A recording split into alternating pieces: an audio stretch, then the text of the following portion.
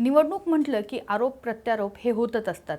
काल अजित पवारांनी पत्रकार परिषदेमध्ये पिंपरी चिंचवड महानगरपालिकेमध्ये सत्ताधारी असलेल्या भाजपवरती घणाघाती आरोप केले। भाजपचा भ्रष्टाचाराचा राक्षस जो आहे तो मला पाहवत नाही असंही अजित पवार म्हणाले। या सगळ्या पार्श्वभूमीवरती राष्ट्रवादी काँग्रेसचे नेते भोसरीचे पहिले आमदार विलास लांडे यांच्याशी आपण आज आसपासच्या किरण या राजकीय कार्यक्रमामध्ये चर्चा करणार आहोत। तुमचं आसपासच्या या कार्यक्रमामध्ये स्वागत।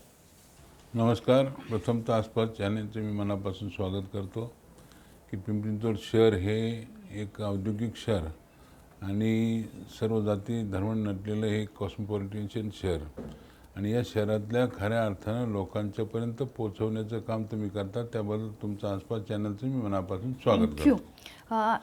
काल अजित पवारांनी पत्रकार परिषद घेतली। खरं तर निवडणुका जाहीर झाल्यानंतर अजित पवार म्हणजे तुम्ही राज्यामध्ये भाजपसोबत सत्तेत आहात, महायुतीमध्ये आहात आणि त्या पार्श्वभूमीवरती मग स्थानिक स्वराज्य संस्थेच्या निवडणुका सोबत लढवल्या जातील का, वेगवेगळ्या लढल्या जातील का, असे सगळे प्रश्न होते। खूप साऱ्या चर्चा त्याच्यावरून झाल्या, पण ज्या वेळेस ह्या चर्चा झाल्या आणि नंतर वेगवेगळे लढणार असा निर्णय जाहीर झाला, त्यावेळेस फडणवीसांनी सांगितलं की आम्ही निवडणूक जी आहे ती मैत्रीपूर्ण वातावरणामध्ये लढू।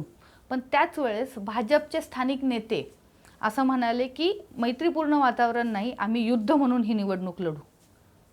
आणि मग काल झालेली अजित पवारांची प्रेस कॉन्फरन्स। नाही, याच्यामध्ये काल अजित पवार आले आणि या शहराच्या एक भवितव्यासाठी ते बोलून गेले। वस्तू ती खरी आहे, कारण 1991 पासून तर मी जवळून पाहिलेला अजित पवार लोकसभेच्या खासदारकीला सुद्धा या शहरामध्ये मी पहिला त्यांचा असताना जवळचा एक कार्यकर्ता म्हणून या शहरामध्ये नवीनच अजितदादा आले होते आणि त्यामुळे या शहराची, कारण का माझे आणि पवार परिवारांचे असणारे माझ्या वडिलांपासून जे संबंध आहेत ते खूप जुने संबंध आहेत आणि घरच्या प्रमाणे त्या ठिकाणी असणारा की मला पक्षात काय देतात, पक्षाने किती माझ्यावरती अन्याय केला त्यापेक्षा ती निष्ठा महत्त्वाची असते। त्यामुळे वडिलांच्या माध्यमातून माझी चौथी पिढी त्या ठिकाणी आता काम करते।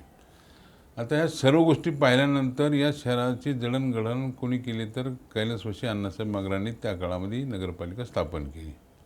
मग डॉक्टर श्री गारे आले, त्यानंतरच्या काळामध्ये प्राध्यापक रामकृष्ण मोरे सरांनी याच्यावरती लक्ष घातलं आणि लक्ष घातल्यानंतर 1991 खासदार झाल्यानंतर पहिली निवडणूक अजितदादांची 1992ला एक सार्वत्रिक महानगरपालिकेची निवडणूक झाली आणि त्यामध्ये सुद्धा मला पक्षाने तिकीट दिलं नव्हतं। मी अपक्ष आलो, त्यावेळेस दादा नवीन होते आणि त्यावेळेसचे आमदार ज्ञानेश्वर लांडगे होते। मी अपक्ष आलो, दादांच्याच बरोबर राहिलो आणि मग त्यापासून तर आजपर्यंत अजित पवारांच्या बरोबर आहे आणि हे सर्व पाहिल्यानंतर या शहराची खरी ओळख निर्माण केली ती अजितदादांनी। प्राध्यापक रामकृष्ण मोरे होते या शहरामध्ये, तसं पाहिलं तर कैलासवासी यशवंतराव चव्हाणांचं स्वप्न ते या परिसरामध्ये माळरानावरती इंडस्ट्री उभी करण्याचं आणि त्याला मोठ्या प्रमाणात साथ देण्याचं काम केलं ते आदरणीय शरद पवार साहेबांनी, हे नाकारता येत नाही। आणि त्यामध्ये इंडस्ट्री मोठी करत असताना पवार साहेबांचं लक्ष बारीक असतं। मग ते टाटा मोटर्स असेल किंवा आमची बजाज असेल किंवा गरवारी नायलॉन असेल किंवा क्रॉम्प्टन गिरोज असेल किंवा वल्कन लेवल असेल, अल्फा लेवल असेल किंवा सँडविक असेल, अशा मोठमोठ्या कंपन्या या परिसरात होत्या। मग त्याची खरी गरज ओळखून MIDC या ठिकाणी निर्माण झाली आणि MIDCमध्ये ज्या टाटा मोटर्सला पूरक असं त्या ठिकाणी जे काही मिळणारे जे आहेत त्या छोट्या मोठ्या इंडस्ट्री उभ्या राहिल्या पाहिजे। मग ते पवार साहेबांनी त्यामध्ये ताकद देऊन ही छोटी इंडस्ट्री उभी केली। त्यातनं मग कालांतराने या शहराची महानगरपालिका झाली। मग त्या सगळ्या गोष्टी आपण पाहिलेल्या आहेत, या शहराने सुद्धा पाहिले। परंतु आता आम्हाला त्याच्यावरती काय की हे शहर त्या ठिकाणी मोठ्या प्रमाणात वाढलं, बागडलं, खेळलं, मोठमोठ्या प्रकल्प अजितदादांच्या माध्यमातून आले। मग शरद पवारांनी सुद्धा त्यामध्ये जवाहरलाल नेहरू नॅशनल मिशनच्या माध्यमातून केंद्रातून फंड आणले। म्हणजे JRD टाटासारखा उड्डाणपूल नाशिक फाट्यावरती तो कोणी तर पवार साहेबांच्या काळात त्या ठिकाणी अजितदादांच्या माध्यमातून केला। अजितदादा पालकमंत्री होते। ह्या सर्व गोष्टी आम्ही पाहिल्यात। हे सर्व केल्यानंतर ग्रेट सेपरेटर, उड्डाणपूल, बाकीच्या पूल असतील, गार्डन असेल, प्लेग्राऊंड असतील, असे अनेक मोठमोठे, मग सायन्स पार्क असेल किंवा ऑटो क्लस्टर असेल, मोठमोठे प्रकल्प या शहरासाठी काय लागतील ते अजितदादांनी ती याच्यामध्ये पाहिलं। आणि त्यावेळेचे पंतप्रधान मनमोहन सिंग त्यावेळेस असताना सुद्धा बेस्ट सिटी म्हणून त्या ठिकाणी या महानगरपालिका आवड मिळालं। आता हे झालं, अजितदादांचं स्वप्न होतं की हे शहर चांगलं करावं, म्हणजे त्यांच्या मुलापेक्षा या शहरावरती जास्त प्रेम केलं ते अजितदादांनी केलं, याचा साक्षीदार मी स्वतः आहे. म्हणजे कुणावरती आरोप करायचे म्हणून आम्हाला मतं पाहिजेत हा भाग आमचा अजिबात नाही.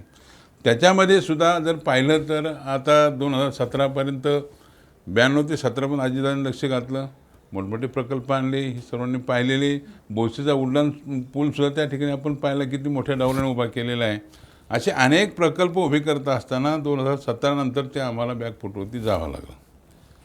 मी त्यावेळेच्या महापौर शकुंतलाताई दराडे होत्या आणि मग तो मूर्ती घोटाळा झाला.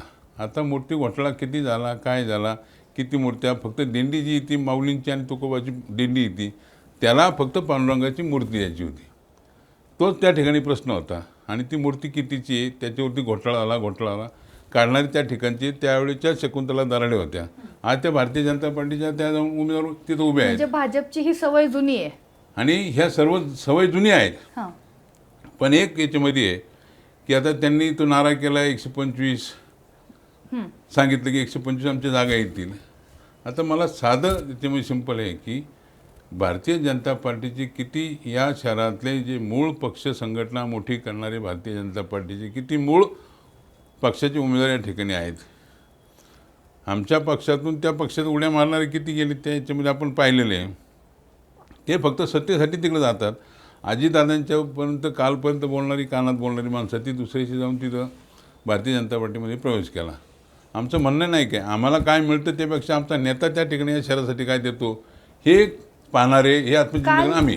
काल दादांनी आणखीन एक हे शब्द वापरला, माज, मस्ती आणि दहशत. गेल्या 9 वर्षामध्ये काय तुम्ही माज, मस्ती आणि दहशत अनुभवली? काय उदाहरणं? 2017 पासून जर पाहिलं तर सर्वसामान्य बोलत नाही, तो फक्त कानात येऊन कुजबुजतो ही परिस्थिती वाईट आहे, हे चालणं हे बरोबर नाही.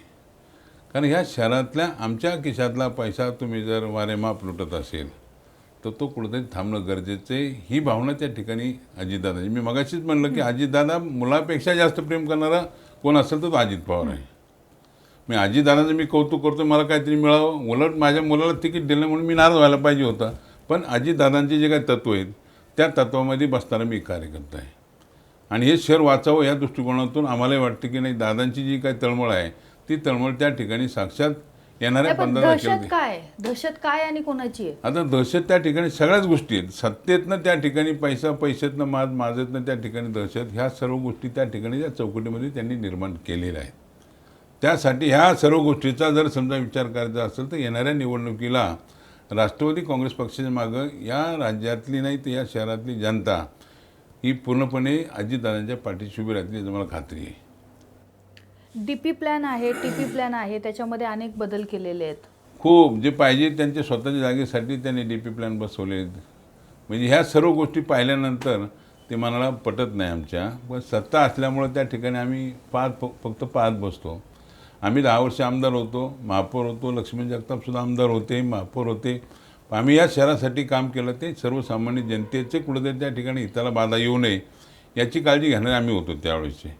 आता ती काळजी घ्यायची नाही, आम्हाला काय मिळतं तेवढंच फक्त पाण्याचं काम चाललेलं आहे. दुसरी गोष्ट म्हणजे तुम्ही भोसरीचे पहिले आमदार.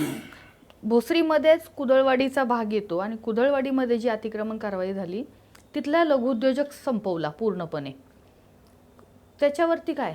नाही, याच्यामध्ये सुद्धा त्या लघुउद्योग संघटनेचे अध्यक्ष सन्माननीय संदीप बेलसरे जे आहेत ते सातत्यानं त्याच्यावरती भांडतात की आमच्या समाजाला त्या ठिकाणी लघुउद्योग संघटनेला न्याय मिळाला पाहिजे.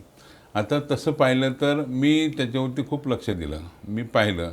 आता त्याच्यामध्ये किती मुस्लिम जमातीला त्या ठिकाणी बाधित झाले हे नाही, त्यापेक्षा आमचे बहुजन जास्त गेले.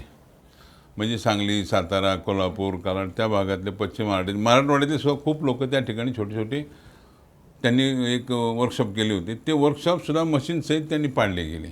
म्हणजे आम्हाला कळलं सुद्धा नाही की 40 वर्षे त्या ठिकाणी असणारी जी काही मोठमोठी छोटी मोठी इंडस्ट्री आहे तीसुद्धा एक 6 दिवसात तुम्ही बरबाद करता. म्हणजे आयुष्य त्या ठिकाणी त्या लोकांचं पूर्णपणे मातीमूल झालं.